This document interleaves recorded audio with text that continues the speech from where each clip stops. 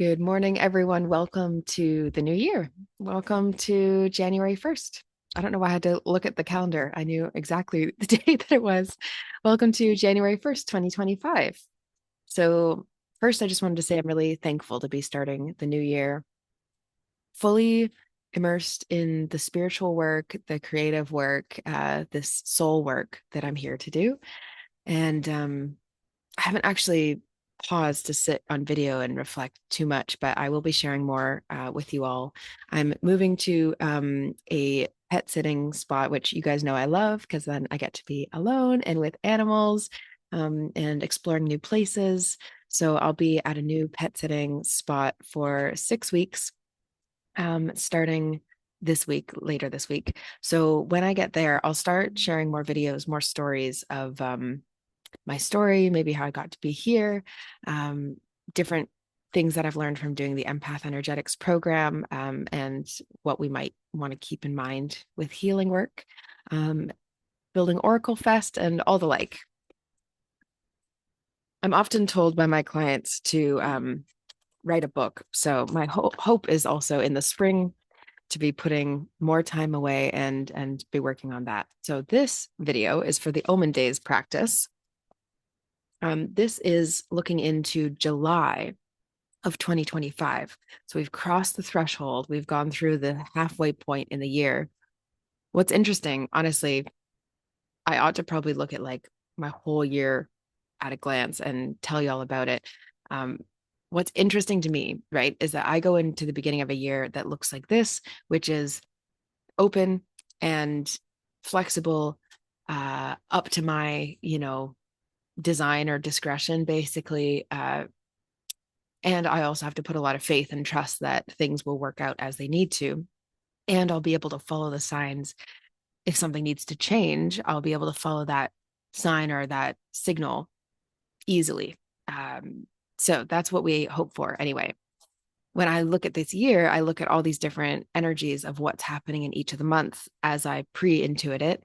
And then I try to make my schedule or calendar of what I'm doing work wise and where I might live sort of try to coincide with that.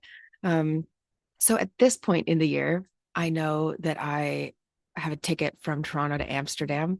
So it's July 2nd. So in my mind, I'm going, okay, I've just landed in Amsterdam. Now what? I was trying to look through it yesterday evening when I was watching the ball drop with my father late night on TV. It was a pretty quiet New Year's Eve. Would love to know what you all did. If you had a more exciting New Year's Eve, I'd really love to know that. And I thought, oh, maybe next year, New Year's Eve, I will do something. Oh, that was way too many cards. That was like 4 cards. Did we take all of them? Feels like I shouldn't put them back. I already put the card deck down. It's unusual for me to have taken. So that deck is the Sacred Traveler, and 4 cards came out of it. So it just feels like a lot of information about life path and where you're going. So perhaps at this time in the year, you're really reflecting on what your life path is and where it is you're going in life. So could be that that's going on. Earth Magic, Stephen Farmer, Dr. Stephen Farmer. If you haven't checked it out yet, go check out the Oracle Mountain chat with Dr. Stephen Farmer. I find him very lovely, pleasant to listen to. I find him very grounding. He's like a soothing character to person character. We're all characters, maybe, but he's a soothing person to listen to. So many cards are wanting to come out. Ooh, that's it.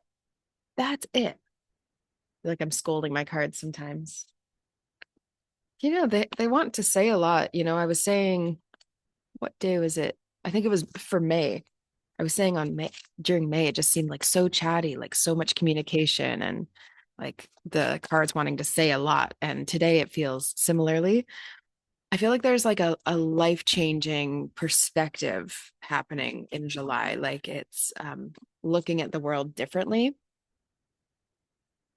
As well, something about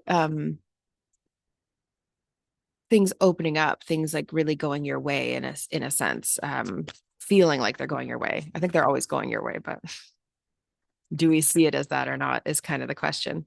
It feels like you're going to click into some more joy, perhaps more freedom and fulfillment in that month of July 2025.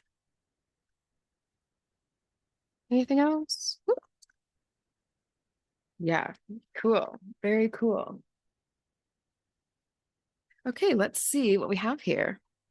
We have the High Lord of Gratitude and Service, which is selflessness, humility, and conscious action. I'm really specifically focusing on this conscious action piece.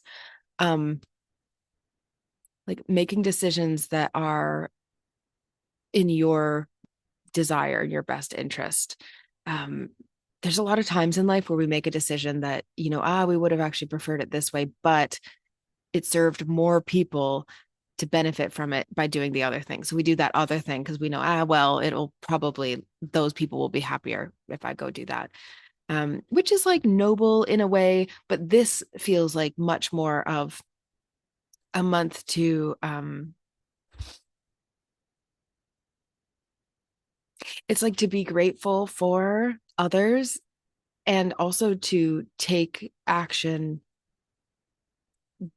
that lifts you up, knowing that that is going to benefit all those people who are interacting with you.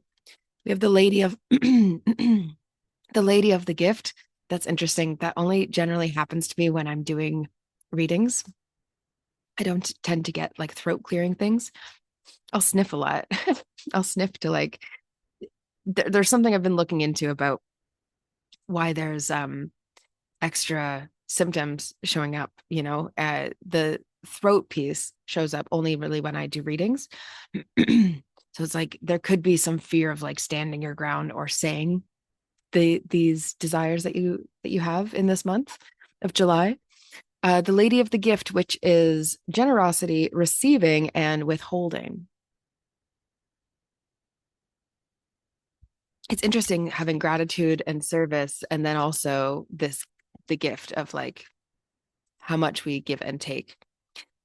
This give and take, I think, perhaps has been like given quite a bit. In July, it feels like a time where you can hold, you can receive, you can take, but you're taking conscious actions. You're not over taking either. Interesting. So we have DNA, which is karma, and also dragonfly emergence. And I don't know if you're noticing the same synchronicities I am, but we have the snakes here on this card of DNA karma, and then we also have dragon of dragonfly.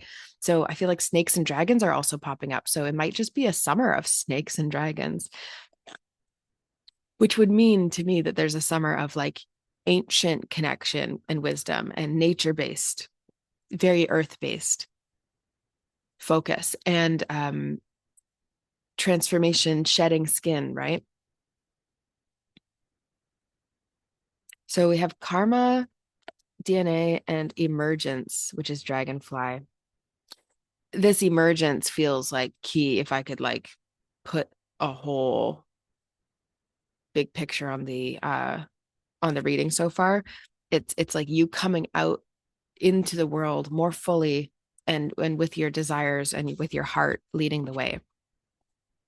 I'm eager to read these purple sacred traveler cards. So let's get into it. We have choosing your path. This says all is possible. This is exactly the vibe. I mean, I think it's easy for me to personalize it because I can look at, okay, if I'll have just landed in Amsterdam, for a few weeks, a month, I don't know how long I'm going to stay there. I know that might seem ridiculous to some people, but sometimes I just know bits and pieces and not the whole story of how things are going to work out. But I know this piece is that's when I'm flying because that's already booked. Choosing your path, all is possible. This is very much of the conscious action as well, that same energy. Grounding, right? So I did say it was going to be very earth-based. I felt like there was going to be a lot of focus on nature and earth connection. So definitely that in July. Grounding says, go deep and explore your roots. I do see this also being ancient, family connected, that being the DNA, the karma could also be ancestral connections. It may be that you take the Tending the Ancestral Fire workshop series again. We are thinking about doing a summer one. For those of you who are watching this in real time, though, it's 11/11 on the first of the first. So that's fun. That's a lot of ones. Lots of new beginnings. That is the energy. New beginning is um, like new journey even feels like what July energy is. Um, for those of you who are watching in real time, the OracleFest event is coming up January 31st to February 2nd. But before that, for all of the VIPs, so if you're thinking about maybe joining OracleFest, you want to take a look at that VIP offering. To me, it's the juiciest because you get the replays. You also get the Tending the Ancestral Fire Shamanic Ancestral Healing Workshop series. You get that, also all the replays for that. And so you can come with us this Saturday. January 4th is the next installment of the Ancestral Fire series. So we'd love to have you there. It'll be a really beautiful deep workshop Saturday morning for Eastern folks. Well, morning for Pacific folks too, but it's quite earlier morning. And yeah, I'm really looking forward to seeing more people coming into their ancestral healing journeys. That feels like an important thing for our world in general. So I'm doing ancestral pilgrimages in Scotland as well, planning different tours for people. There's a lot of, and Sky and I are doing a return to earth ancestral healing retreat in person. So if anyone has been really hopeful for meeting me in person, having healing work in person, doing some deep ceremonial work, because I know that not everyone prefers the online, then that would be a good way for us to all connect. And there's only 12 spots available. A few of them are getting spoken for already. So I would get right on it if you are looking to join us. And then we can set up a payment plan. You can just pay as the year goes on. And we'll meet October 1st to 5th is what we're looking at for the timing. Okay. So back to July. Rejuvenating rain. Clear the past and heal the present. I really have this sense that it's like you could feel like you're walking on a cloud. You're walking into a new life, a new way of being, a new existence.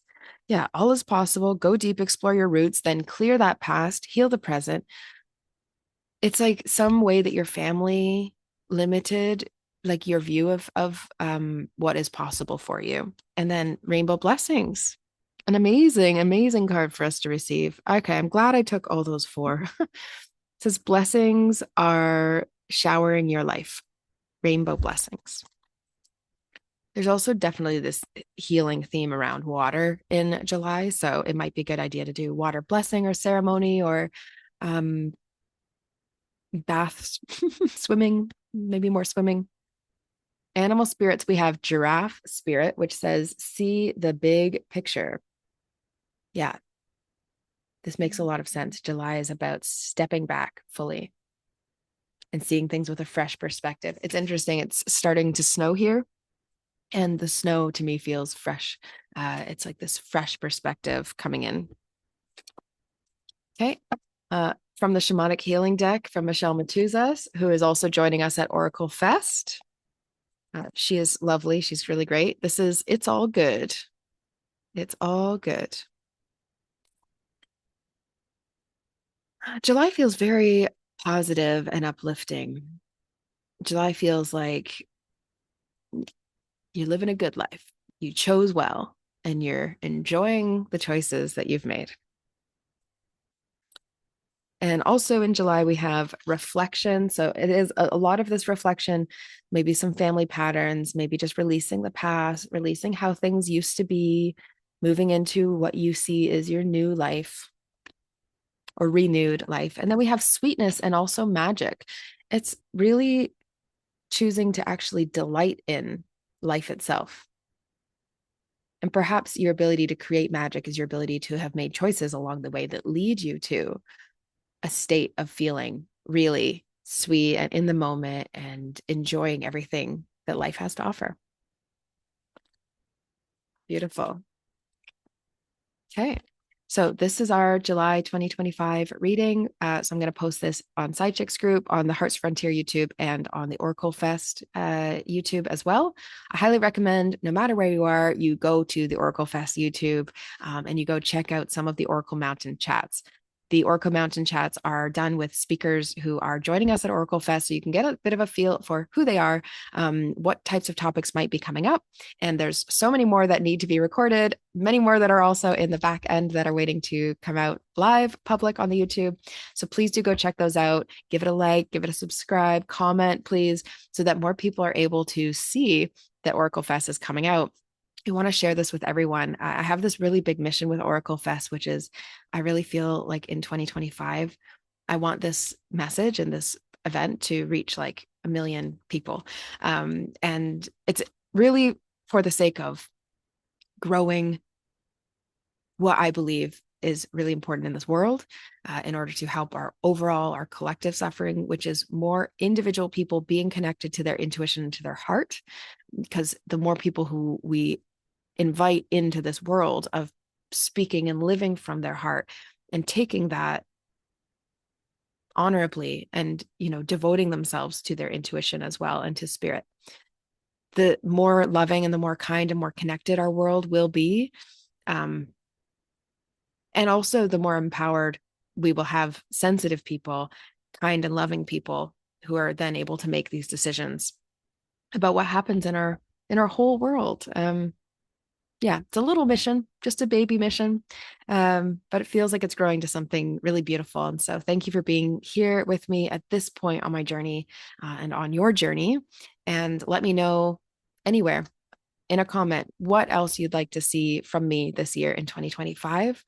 That gratitude and service piece is important to me. I do like serving the communities, and feels like there's a lot more wanting to be shared this year. So let me know.